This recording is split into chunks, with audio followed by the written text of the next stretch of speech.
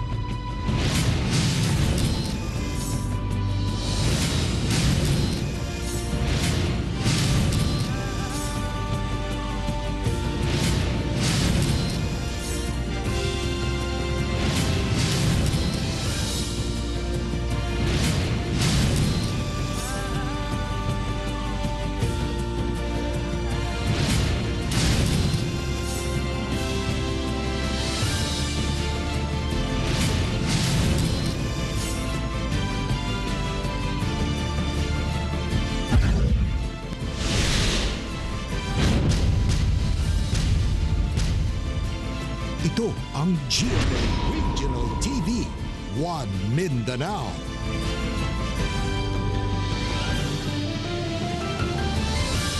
May hapon Mindanao, kini ang GMA Regional TV 1 Mindanao. Hatod naman pinakadagkog, pinakulahing balita sa Mindanao. Ako si Teco Campo. Sara Hilomen Velasco. Real Surotse live gikan dinhi sa GMA Davao Complex. Usa ka senior high school teacher sa Davao City National High School ang nabuli sa iyang mga estudyante diyang nag-ungot ang signal sa online class nini. Ano ang dugang detalye sa live report ni Sheila Vergara Rubio. Sheila. Nag-post sa social media ang conversation sa chat group sa usa ka grade 11 class sa Davao City National High School kung asa makita ang pagbugal-bugal sa mga estudyante ngadto sa ilang teacher. Gi-share sa pipila ka netizen ang post sa Facebook kalabot sa chat sa usa ka klase sa Davao City National High School kung asa gibugal-bugalan ang ilang teacher dihang di kini makadungog ug nag-ungot ang signal sa ilang online class. Gitawag ni ini og bungol ang ilang maestra. Gilen kining gipaimbestigahan sa prinsipal sa mong tulunghaan ug gipatawag ang ginikanan sa 11 ka mga estudyante nga nakita nga may komento sa maong chat group. We need to call the attention of the parents for them to be reminded lang. So gitawag na ang atong mga ginikanan na involved atong bullying. Gitawag na sila ang atong POD, Prefect of Discipline, nagahulat na sa ilaha. So ni-confirm na pod ang uban nga mga ginikanan nga moabot sila. Naorient na kuno sa maong tulunghaan ang mga ginikanan una nagsugod ang klase. Apan kinahanglan na usab kining pahinumduman karon nga dunay ingon niini nga nahitabo. Kuhaan na usab nila og pahayag ang maestra nga gibuli kinsa naka-work from home sanglit senior citizen na. Sa pagkakaron, dili pa una silutan ang maong mga bata, apan. Everybody is adjusting for the new normal. So tagaan na sa nato sila liway nga mag-change because it is the role and responsibility of the teachers and even in the school, dili dayon nato i-condemn ang ilang mga sayo. Pero the moment nga ilang usabon, automatic naa na tay mga sanction. Gikalipay sa DepEd 11 ang paspas nga pag-aksyon sa mong tulunghaan sa maong hitabo. Nanawagan sab ang DepEd sa mga ginikanan nga pahimangnuan ang ilang mga anak sa protocol sa online class. Buot na mo nga ang atong mga ginikanan mo po'y mag-reorient sa ilang mga kabataan sa pagagamiton o sistema sa online protocol. But as of current, the investigation is still ongoing and then we would like to wait for the result of that. Tak nanawagan usab ang mong tulunghaan nga kung dunay sama niini nga isyu dili na lang sa social media ipaagi inay idiretso sa ingtungdan nga eskwelahan kinsa mo'y angay nga moaksyon niini. Tek. Daghang salamat Sheila Vergara Rubio.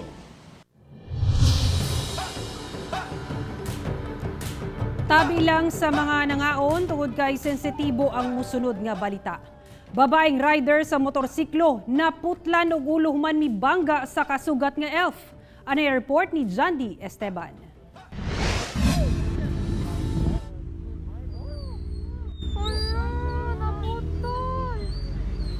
Sa kakusog sa impact, naputol ang ulo ni ining 23 anyos nga babae. Human ni bangga ang iyang gimanehong motor sa kasugat nga elf truck sa National Highway sa Barangay Tuburan, Mawab, Davao de Oro. Ang biktima, gilang si Donabel Castillo, usa ka microlending collector, taga Tulunan, North Cotabato. Sa investigasyon sa Mawab Police, paingon unta ang biktima sa Tagum City apan pag-abot sa kurbadang bahin, kalit kunong nawad-an og kontrol ang biktima dihang misulod kini sa lane sa kasugat nga elf truck. First, tagyan ang front wheel sa may elf, inibuto siya. Siguro it's dito, kosto siya sa impact sa katong pagbangga sa motor. Ang motor, nisuog dito sa baba. Mao na to, nakita na mo ang body sa biktima, wala na yung ulo. Gikustodiya na sa kapulisan ang driver sa truck nga si Saldi de la Cruz. Sumala sa otoridad, accident prone gyud ang maong bahin sa karsada, labi pa nga pakurbada kini.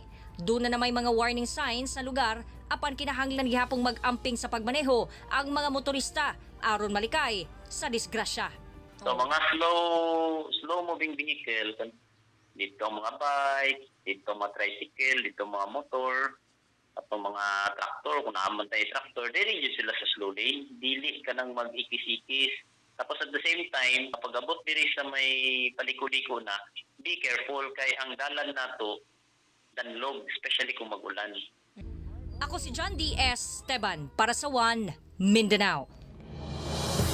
Usa ka Roads and Traffic Administration personnel arestado tungod sa illegal nga droga. Atong sayron ang detalye sa live report ni Cyril Chavez. Cyril. Yes, Real, mismong taga National Bureau of Investigation Region 10 ang midakop sa moong RTA personnel atol kini sa gikasang bypass operation. Nadakpan sa NBI Region 10 si Christian Felix Zafra, RTA personnel nga taga Barangay Makasandig, Cagayan de Oro City, atol sa gihimong drug bypass operation. Sobra usa ka bulan nga ginaobserbahan sa NBI ang illegal nga kalihukan sa suspetsado. Modus kuno sa sospek ang pagdakop kunuhay sa motorista nga buyer niya. Dayon iipit sa buyer ang iyahang kwarta ngadto sa lisensya nga itunol sa sospek. Ug sa aktong iuli na sa sospek ang lisensya, nakaipit na sab kuno ang droga dinhi. Dito nato nasubay, doon na usa ka insidente ani nga nabantayan siya sa kining katuloging usa ka establishment kay ko. Dili na nato nganlan. Nga kini gisundan na namo, usugdan na natong sugod. Nakuha gikan sa sospek ang dulan 12 gramos sa gituwang sabu nga mobalor sa sobra 60,000 pesos. Wala na mihatag og pahayag ang sospek atubangan sa kamera. Kasong paglapas sa RA 9165 o Comprehensive Dangerous Drugs Act of 2002 ang ipasaka batok sa dinakpan. Gikasubo sab sa Cagayan de Oro LGO ang nahitabo, labi pa nga empleyado nila ang nadakpan nga sospek. Let the law take its natural course, no? Let the law take its natural course, and I hope it will also serve as a good warning to everyone, no? Okay.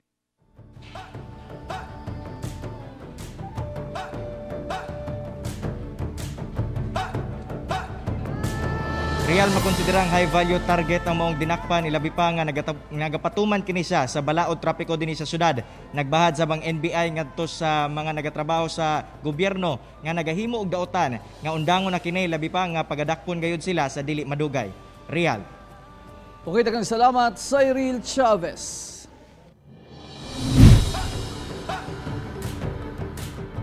Ang kusog nga pag-ulan sa Davao City kagabi nakamugna og problema sa usa ka subdivision sa Katulunan Pequeño nga gibaha. Human naguba ang perimeter fence niini tungod sa bulog sa tubig nga gingugikan sa laing subdivision. Ane report. Mao kini ang paghaguro sa tubig sulod sa Sincere Subdivision sa Katulunan Pequeño, Davao City.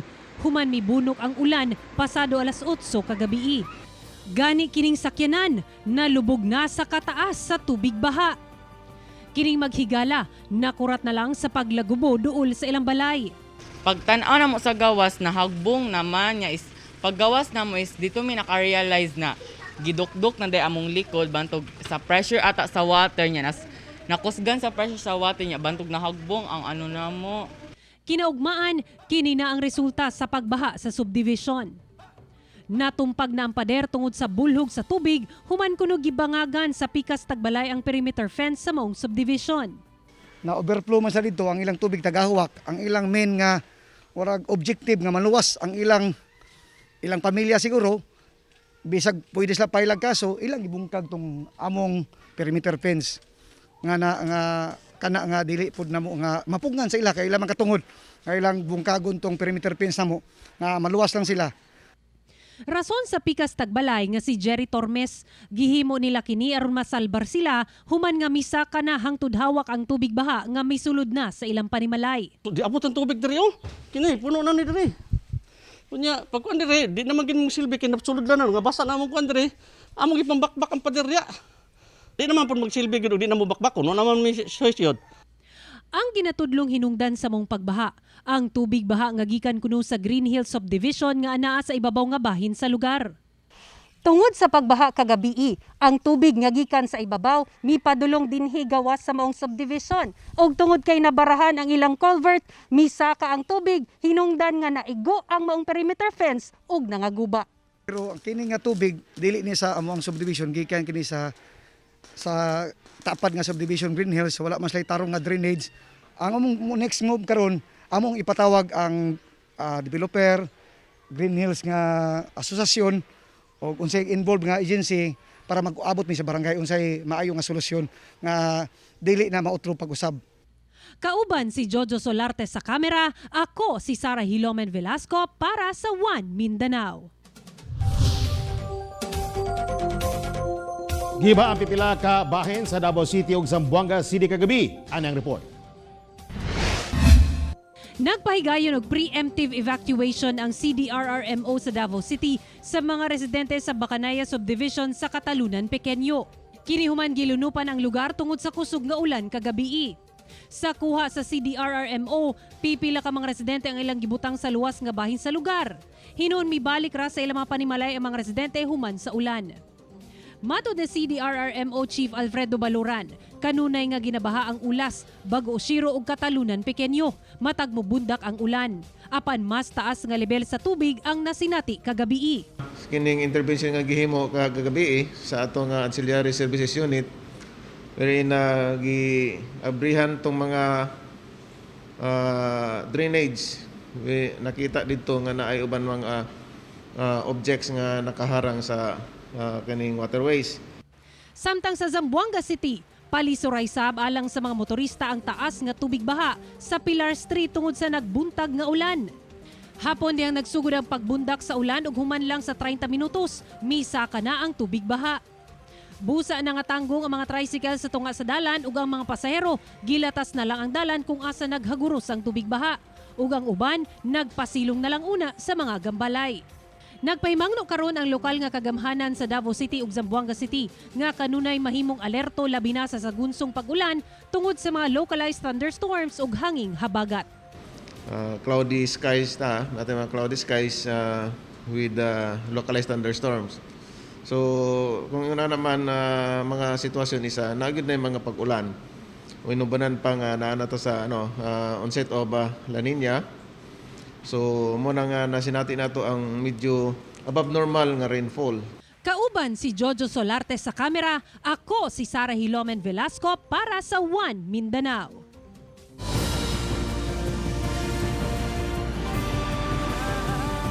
Ito ang GMA Regional TV, One Mindanao.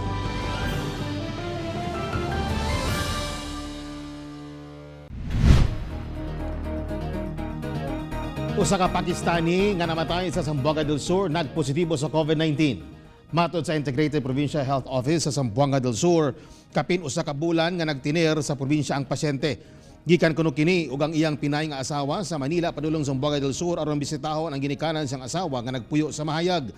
Busa nagpa-rapid test una sila sa Megayon Hall sa Pagadian City ug nagnegatibo sila. Apan bisan ini gipailaom gihapon sila sa 14-day quarantine sa mahayag. Apan human sa quarantine, nagsuroy-suroy kuno ang pasyente. September 27, diyang na-admit sa Mendero Hospital sa Pagadian City, human nakasinati og lisod sa pagginhawa ug dunay sakit sa kidney. Gikuhaan kini og swab test ug namatay kini niadtong miaging semana. Kaghapon Miyerkules, migula ang positibo kini sa COVID-19. Naman na siya kidney failure, kay dialysis patient man siya. But the sum, sa Wadan Yusip Swerte, namatay siya atong last week. 28 ka persons deprived of liberty sa Cagayan de Oro City nagpositibo sa COVID-19. Dugang detalye sa report ni Cyril Chavez. Ana karon sa kustodiya sa Bureau of Jail Management and Penology Region 10 ang 28 ka mga persons deprived of liberty kansang resulta sa swab test positibo sa COVID-19. Ang mga PDL nagikan sa mga police precincts sa syudad sama sa Agora, Kugman ug uban pa. Dili sab masubay sa City Health kung asa natakdan ang maong mga PDL. Hinoon, asymptomatic silang tanan o gana sa stable health condition. Kinsagikan, so kay ang holding area dito mosulod og mga 30 ngadto sa 35 ka mga detenido or detenado or mga piniriso. So nagyud sila, wala gyud sila physical distancing dito. So expected yun nato kung dunay isa mukaylap yun. Wala hinon gisagol sa kapin 2,000 ka PDL sa general population ang mga pinirisong nagpositibo sa COVID-19. They should be undergoing, the quarantine period, which is 14 days. But we even extended that to 21 days. Kanang atong quarantine period to ensure that no COVID cases can enter the jail facility. Tungod sa panghitabo, nanawagan ng LGU nga kanunay sundon ang minimum health standard aron makalikay sa COVID-19. Obviously, tinakuray na sila. Pero kali sa Diyos, dili siya bugat nga problema. Kay ang kuan diyan, na-contain na nimo, naara diya sa bats. Na di na nimo sila ipa-lakaw-lakaw paadto sa laing floor kay delikado. Kauban si James Yap sa kamera. Ako si Cyril Chavez para sa One Mindanao. Gikonsidera sa DepEd 11 nga malampuson ang pag-abri sa klase karon tuiga, kini bisan pa man sa pagkadilatar sa pipila ka eskwelahan tungod sa pagpositibo sa COVID-19 sa pipila ka maestra. Ano ang report ni Sheila Vergara Rubio? Sa inisyal nga assessment sa DepEd 11, hapsay ang abri klase sa matulunghaan dinhi sa Rehiyon 11 taliwala sa hagit sa pandemya sa COVID-19. Luyo niini, gilauman nila nga duna pay makaapas nga estudyante sa pag-extend sa DepEd sa enrollment kutob sa Nobyembre. Subay sa pagsugod sa klase, gikasubo sa DepEd ang mamitumaw sa social media nga kalisod sa mga magtutudlo sa internet connection ug paghatod sa mga module. Hinoon, sumala ni Dodong Atilio, spokesperson sa DepEd 11, nga bisan sa mga posibleng kalisod nga nasinati, daw na sobrahan raw usab ang mga nakapost karon sa social media. You swam the river nga nakita man dito sa background nga naman ay bangka, pwede man ka mag-pump boat. So why don't you use also initiatives, no? Kana lang yung ipakita lang gid nimo nga naningkamot ka. Well, saludo mi, lipay mi ana, naagyoy ka na bang mga challenges karon. Pero dili na pod nato sobrang murag drama na kaayo nga mawad-an na pod og kana bang believe ang katawhan o ang mismong DepEd sa mga gipanghimo sa pipila. Outrageous. Giklaro usab sa DepEd nga dili gayud malikayan ang mga post sa social media nga mga sayop sa module nga gipanghatag sa mga bata. Busa na nawagan sila nga gilain kining i-report sa DepEd. As much as possible ginalikayan gina namo. But considering the volume of the job and then the workers are also human, so there is a great probability nga naagyoy margin of error din ha. Sa kabahin usab sa mga eskwelahan sa Davao City nga wa pa kasugod bunga sa duha ka maestra nga nagpositibo sa COVID-19. Sumala sa DepEd nga pahumanay na ang quarantine sa mga maestra apan naka-release na kini og soft copy sa module ngadto sa mga bata. Kauban si Bebot Kahes sa kamera, ako si Sheila Vergara Rubio para sa One Mindanao. Sa ikaduhang higayon karong tuiga, nagpahigay bloodletting activity ang kapulisan sa El Salvador City. Dugang detalye sa report ni Cyril Chavez. Sa pagpanguna sa kapulisan sa El Salvador, kauban ang Bureau of Fire Protection, Philippine Red Cross ug uban pang ahensya sa El Salvador City LGU, malampuson nga gipahigayon ang ikaduhang dugong tagapagligtas sa syudad. Ang dugong makolekta ihatag sa Red Cross alang sa mga tagnipanon nga nanginahanglan niini. Paghatag og pagtabang sa nanginahanglan og dugo labi na gid karon sa pandemic nga panahon. Ug usab nga mahimo tang ang kwerpo sa kapulisan dinhi sa Salvador City mahimong close sa komunidad. Lipay sab ang debate sa mga mipartisipar sa maong aktibidad. Agat na itong uban nga waong kuhan, mapakuha yun. Tapos makatabang po sila sa uban. Kung sila po manginahanglan, napon patabangan. Happy lang yapon sir nga katabang tas kon sir. Nakadunit tag dugo sir. Dakong tabang matud pa ang nakolektang dugo sa El Salvador tungod sagad manggod kuno sa mga dagkong blood donation drive nga nakahanay karong tuiga, wala na dayon tungod sa hulga sa pandemya. 20 more na mong nakuhaan na pag mo abutay, dako nagigil siya nga tabang. So dili na kayo mabugatan nga ato ang mga clients nga gina-serve ba to mga pasyente gikan sa mga lain-laing ospital. Anaa sa 43 ka mga blood bags ang nakolekta karong adlaw, mas taas kini kung itandi sa 35 sa milabay nga bloodletting activity ni adtong bulan sa Hulyo. Kauban si James Yap sa kamera. Ako si Cyril Chavez para sa One Mindanao.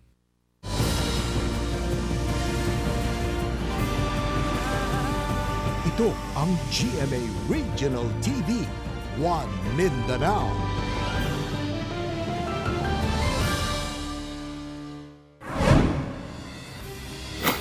Nadiskubrihan sa 2nd Mechanized Infantry Battalion sa Philippine Army ang gituang hideout sa teroristang Bangsamoro Islamic Freedom Fighters o BIFF atol sa combat clearing operation sa sitio Talpok, Barangay Salman, Sampatuan, Maguindanao.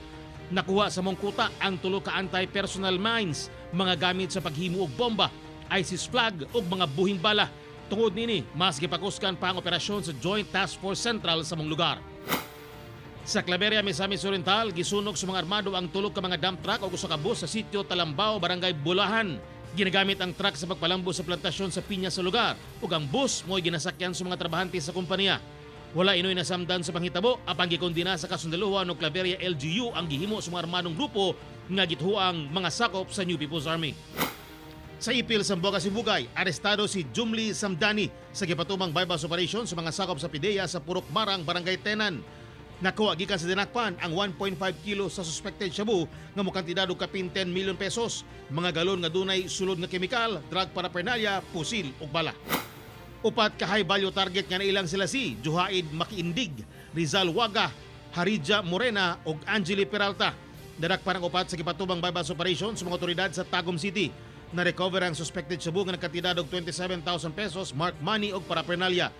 Kasuhan sila sa paglapas sa Comprehensive Dangerous Drugs Act of 2002.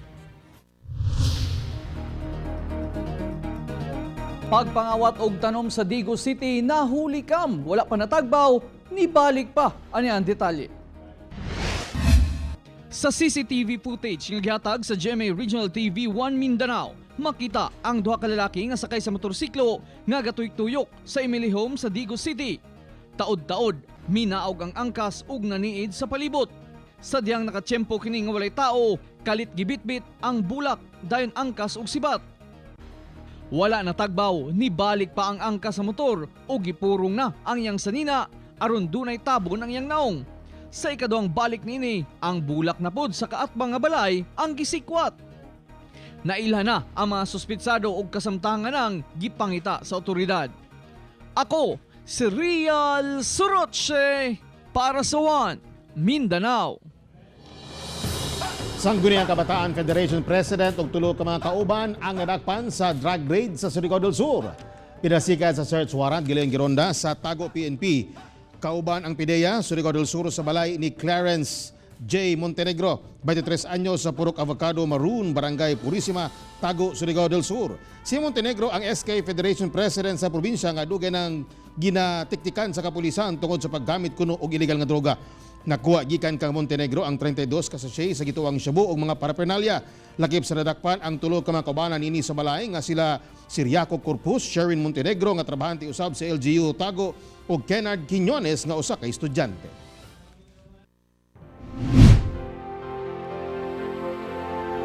Usa ka inahan ang nanuktok sa atong mga kasing-kasing aron maoperahan ang iyang 5 ka bulang anak nga dunay hydrocephalus. Ani ang detalye.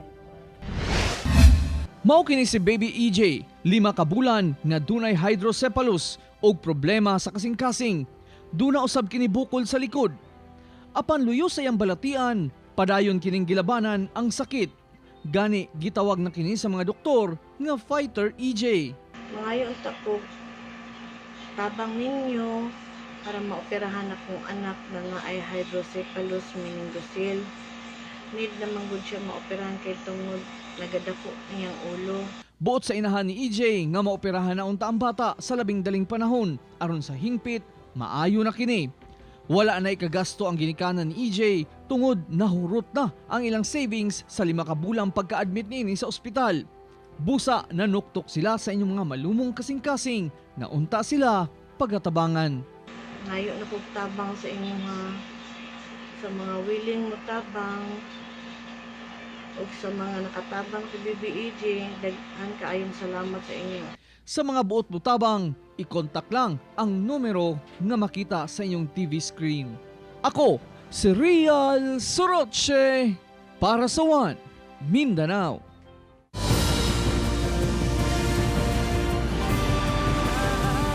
Ito ang GMA Regional TV, One Mindanao.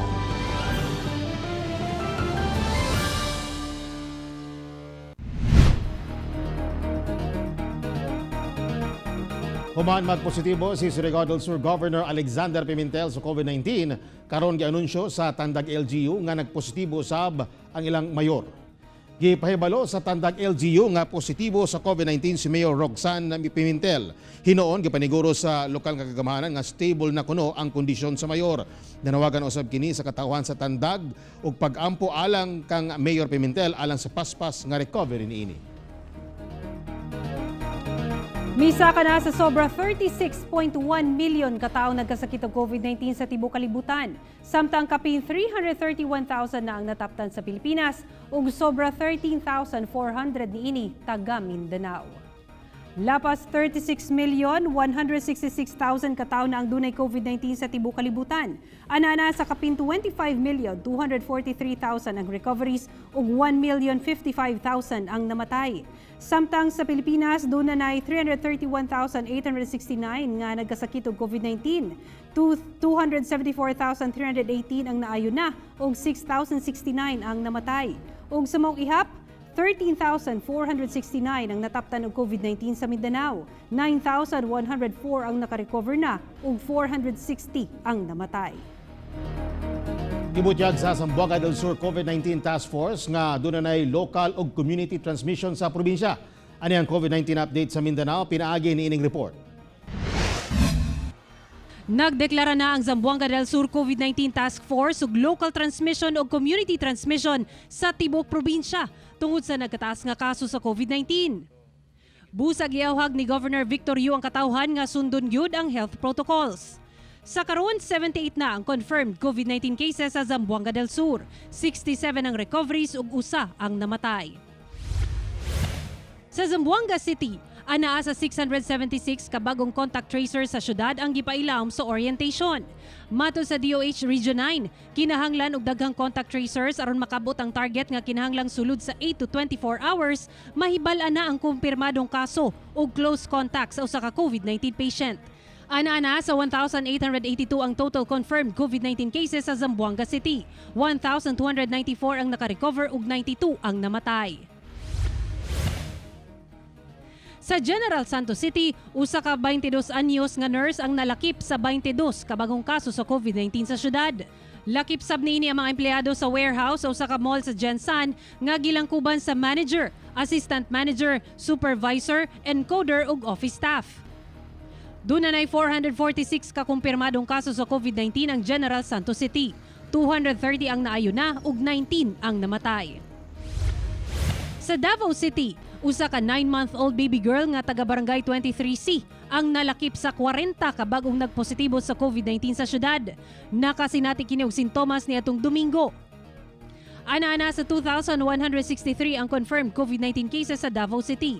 1,694 ang nakarecover na ug 89 ang namatay. Ako si Sarah Hilomen Velasco para sa One Mindanao. Garbo sa Mindanao kining usa ka batan-ong scientist nga nanghuna sa pagdiskubre sa bag-ong subspecies sa suso. Ato siyang ilailahon sa report ni Jandy Esteban. Hypsilostoma latispira masungiensis. Kini ang tawag sa bagong subspecies sa microsnail o mga gagmayng suso nga nadiskubrehan sa Masungi Georeserve, usa ka conservation area sa Baras, Rizal. Sa pagtuon, 5 mm ra ang size sa maong suso, sa makadak-on sa amigas. Nagpuyo sila sa mga bato nga rich in calcium sama sa limestone. sa masungi Geo Reserve usab sila makita. Ang mihimo sa study ang grupo sa mga batanong scientist sa UP Los Baños, nga gipangunahan sa 25 anyos nga taga Mate City, Davao Oriental, si Harold Lipae, usa ka proud Mindanaoan. Graduate siya sa Mindanao State University sa General Santos City, kinsa mikuha usab og Master of Science in Zoology sa UP Los Baños. Ila kunong nakita ang maong matang sa suso sa masungi Geo Reserve. Mihimo dayon sila og research kami lungtad og 3 ka tuig. Nasayra nila nga doon na kini similarity sa micro snail nga makita sa Baguio City. Kitanaw na mo kung naabay differences or other similarities sa ilahang itsura alone or sa shells nila. So dito naman nabalaan niya, different yun sila kay ang nasa masungit katong mo nakita, mas dako and then may additional features nga wala dito sa mas gamay ng mga snails sa Baguio. Ang resulta sa ilahang research na publish sa Philippine Journal of Systematic Biology. Nalipay pod ko at the same time ako ang team kay na release siya sa public and nagkaroon ng awareness ang mga tao nga naapod tayo mga ni-anil na classes organisms. And siguro with that, maka-gain of appreciation ng mga tao and then later on, maybe formulate some actions for the conservation of the species. Sumala ni Harold nga excited na siyang muuli sa Mindanao aron mohimo og bag-ong research. Nagato siya nga daghan pa ang pwedeng madiskubrihan sa isla sa Mindanao. Excited ako magbuhat og research kay based sa mga existing na scientific literatures, wala kaayo yung mga study nga nasa Mindanao. And daghan pa yung mga forest or karst forest yun. And most likely na sila mga unique species po. Ako si John D. Esteban para sa One Mindanao. Mindanao Art 2020 pahigayon pinaagi sa virtual gallery ug online live streaming karong October 21. Ang Mindanao Art 2020 ang gikonsiderang pinakadakong art event sa Mindanao nga dunay temang Dream Cotabato karong tuiga gipangunahan kini sa Lawig Diwa Foundation, National Commission for Culture and the Arts ug Academe. 200 ka mga visual artist ang mosalmot gikan sa nagkalalayng lugar sa nasod. Lakip na dinhi ang upat nga taga Kidapawan, North Cotabato nga sila John Paul Alave, Rodante Mindo, Ives Paul Aquino nga pintor gikan sa Barangay Singao. Libre nga makitaan ang nagkariang obra pinaagi sa himuong virtual gallery.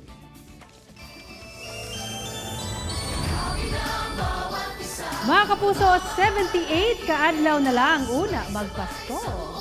Mga kapuso, way puwas ang among pagkatunog balita. Bisitahin www.gmaregionaltv.com ug mag-subscribe sa official YouTube channel sa GMA Regional TV. Busa mga kapuso, ayaw po lahi sa madagkong balita sa nagkadaing rehiyon sa nasod, subscribe na. Ug mo katawalahig dagkong balita sa Mindanao karong adlaw. Ako si Rial Soroche. Daghang salamat sa inyong kanunay nga paguban kanamo matag adlaw. Ako si Sara Hilomen Velasco. Tungod na mga balita sa atong palibot, importante alang kanamo. Kini ang GMA Regional TV 1 Mindanao. Tek Ocampo, buong puso para sa Pilipino.